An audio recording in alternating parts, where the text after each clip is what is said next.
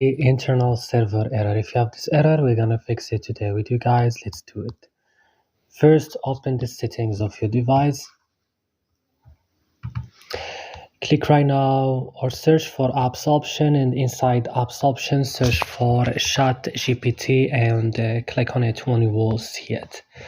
So right now just you have to click on it, scroll this list, click storage, click clear cache and back, click on force stop right now, click OK. Directly go open your Play Store or App Store, no matter if you have Android or iPhone, search for ChatGPT. Click on it like this. If you found the update section or button, click update, and you have to wait until it's updates. After you update your ChatGPT, just restart your device and your problem will be fixed. Don't forget to like and subscribe, and bye.